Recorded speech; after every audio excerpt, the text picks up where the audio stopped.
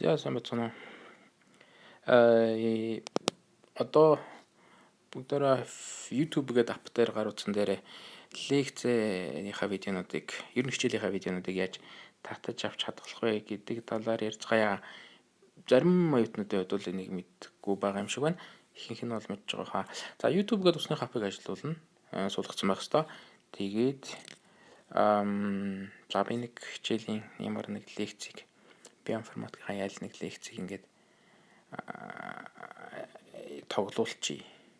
Лекц рүү орчих. Гэхдээ оронд нь баян бүгдээр лекцийг болохгүй. Энийг татцсан юм байна. Даунлоудод гэдэг ингээд зинхэр юу гарсан байна.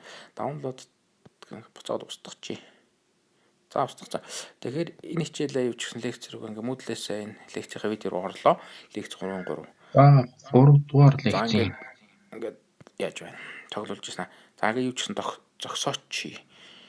Давхар яриад байгаа юм. Тэгээд даунлоуд гэдэг энэ товчон дээр дарна. Тэгэхээр ингээд даунлоуд ингээд доорны view гэдэг үгээр view дээр нь дарчих юм бол манай видео гарч ирээд видеонуудынхаа хавц руу ороод татагдсан видеонуудын хавц руу орчиж байгаа. YouTube-ийнхаа.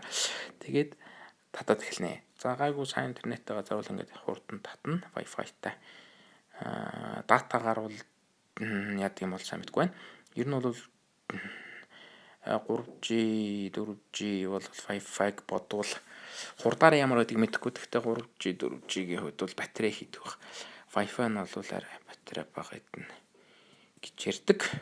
За бүр энэ одоо 6 видеотой энэ 3 дахь дээрээс 3 дахь видео бол бүр плейлистийн татаад авсан байна. Плейлистээр нь татаж авч болно.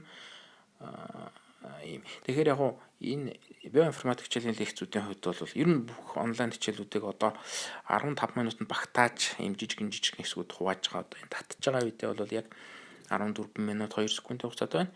Тэгэхээр мэдээж та нар 90 минут ер нь та нар гэж ерөөсө бүгдээрээ л бид нар ингээд би ч гэсэн ингээд айгүй урт видео байвал 90 минутын видео 100 минутын видео байвал үзэхгүй шүү дээ. Үзэхээс амар залах уурна. Тийм болохоор тэрэнд харуулад ер нь бол онлайн хичээлүүдийг цаанаасаа стандарт нь 15 минутанд багтаадаг.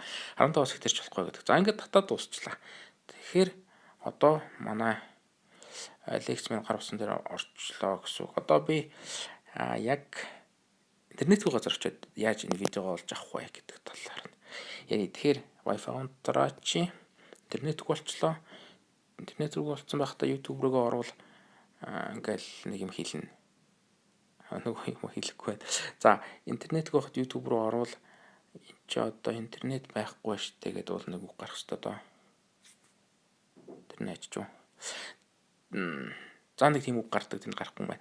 За гарахгүй гарсан ч гараагүй ч гэсэн та нарын доотлын менюгээс library гэдэг хамгийн баримтлын дээр нь дараад орохоор за history downloads гэдэг ингээд юунууд байгаа хавцснууд гэх юм уу. Тэгэхээр тэрний downloads руу орлоо. Над бол одоо 28 видео байгаа юм байна. Хамгийн сүүлд татгсан хамгийн дээдэлтэй байгаа лекц 3 гэдэг. Энийгээ дараад тоглуулж болно. 3 дугаар хэсэг. Тэгэхээр бид нар заа ингээд зогсооч. Wi-Fi байхгүй байсан ч болно. Утас нь бүр онгоцны горим дээрээ байсан ч болно. Энэ юу 70 оны 1 сарын 1 болчихоо. За тэгээд ингээд лекцүүдээ ер нь лекцийнхаа хэсгүүдийг үзэх хэрэгтэй. Нэг лекц бол нэг ингээд 15 минутаар 5 хуваагдсан байгаа. Тэгэхээр зүгээр танхимын 90 минутын лекцийг бодвол баг нийлээд нэг 15-аар 5 удаа гэхэрс нэг 75 минут. Дээдлэн 75 минутын юм сонсно гэсэн үг байна шүү дээ. За иймэрхүү байдлаар лекцүүдээ бүгдийг нь үзэж дуусгая. Зүгээр татаж авчаад хэзээ нэгэн цагт үзнэ гэдээ яваад байж болохгүй. Ийм богинохон учраас хаана газар 15 минутын завсар гарахад л үзээд их хэрэгтэй юм аа. Тэгвэл одоо танхим хичээл ороод ирэхээр овоорчин шүү. За анхаарал тавьсан баярлалаа.